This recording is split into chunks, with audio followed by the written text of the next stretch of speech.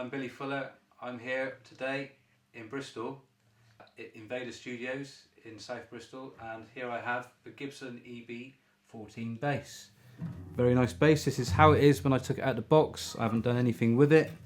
It's sunburst or fireburst, whatever you want to call it. It's an ash body with a maple neck, rosewood fingerboard.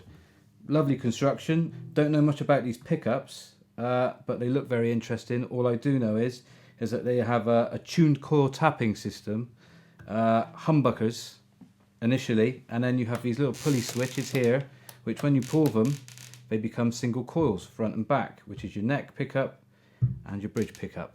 I've had this now for about, I don't know, about a month, and I've done lots of playing with it. Haven't been able to put it down actually. A lot of my other basses have sidelined for a little while.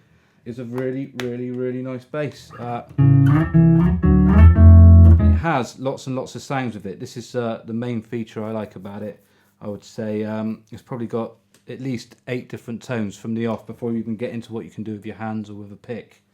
If we start with the neck pickup, so when it's in the down position, and I've got it all the way around to 10, I've got the tone control here around to 10. We are on a humbucker single, so we're not only using this one, not this one.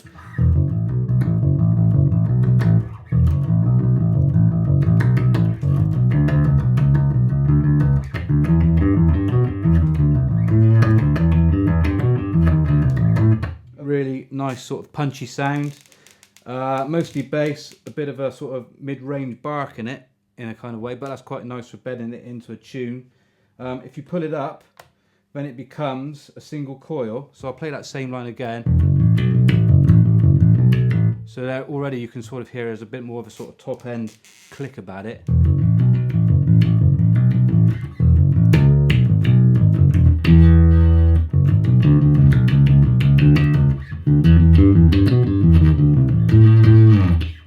So that's quite bright, a little bit bright for my taste, but very nice. I'm sure I'd end up using it somewhere along the line. So that's the front one, just quickly. Then on the back one here, so this is on the humbucker setting. Once again, the tone's round to the fully bright 10 position. Well, see, that's a lot more just mid-range really, quite, I would say, a kind of honky tone, but nice.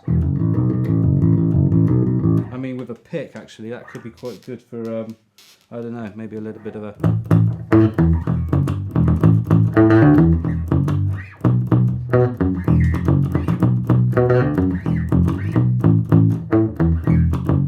Yeah, I like that.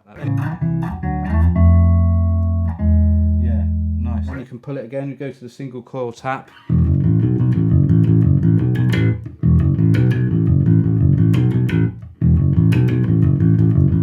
Again, there's less bass, it's sort of defined highs on that.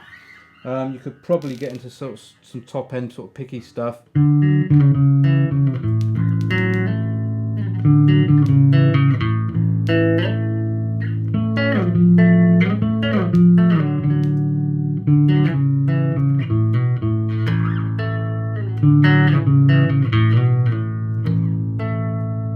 Yeah, it's nice, but also again with a pick.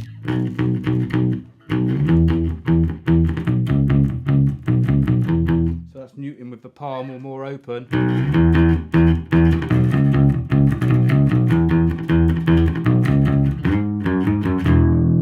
So that's basically them in individual sounds, and then you can start getting into sort of blending the two together. So first of all, we could have both humbuckers dialed right in, playing that same line I just played.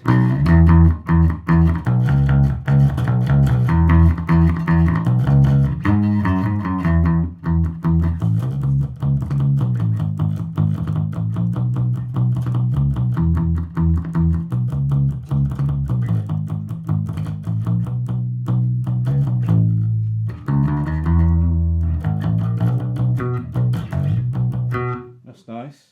And then we could try those two in still, but popping in the front one on the neck bridge, so we get the single coil at the front and the humbucker at the back.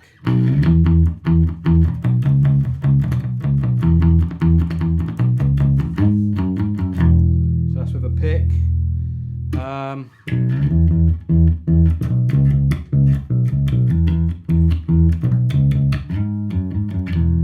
Bit different with the fingers. You could even play it on the neck.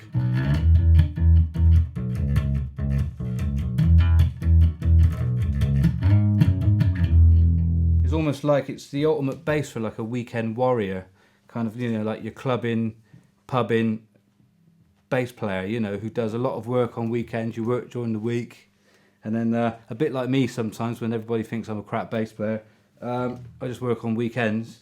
And I would definitely take this bass. So a gig where I don't want to carry a lot of gear, and it's just got so many total possibilities that you could just make it work in any situation, whether you're doing a bit of a Jackson 5 or a Leonard Skinner. Single coil at the front with the humbucker at the back, and now both single coils. I'll do it with fingers. Really nice. It's kind of like I don't know, like a sort of, it's a bit more sort of subtle and gentle, but it's kind of.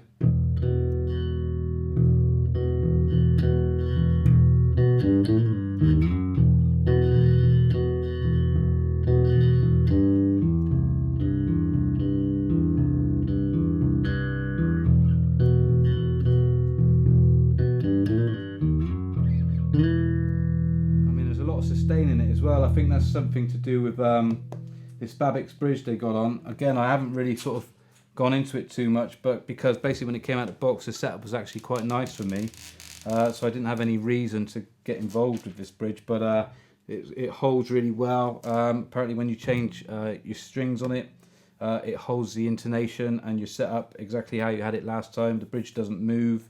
It's set really well. It's a really nice feature actually. As a studio bass, I would say that it's proved in pretty handy. In the month that I've had it, I've already used it with Robert Plant, who I play with full time at the moment. We're just currently doing his new album, and there was one track, and I was trying loads of basses on it, and I couldn't get anything to bed in, and I had this in the back of the car, and I said, well, okay, let's try this new Gibson bass. And I tried it, and as soon as I plugged it in, it was a little bit of dialing with the pickup, but it was a dry tone. I think it was almost, actually, it might have even been straight into the desk. I didn't even use an amp, which was rare, but it absolutely did the job. It bedded in straight away. It sounded great. It was just, these are the strings that came with the bass when I bought it, and so this bass is on a Robert Plant song. So be coming into a local record store, if any exist anymore near you. So yeah, I'm really happy with this bass. It's good for all the sort of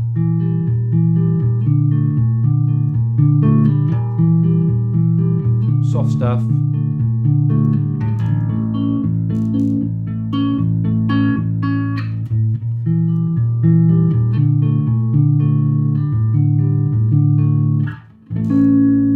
Loads of good sustain in it.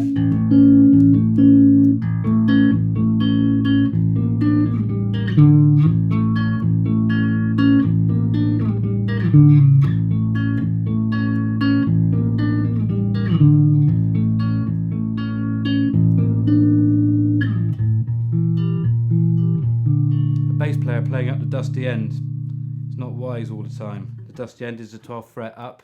Bass players rarely go up there because that's what guitarists do. I just did it just for you. That was fucking cheesy, that bit.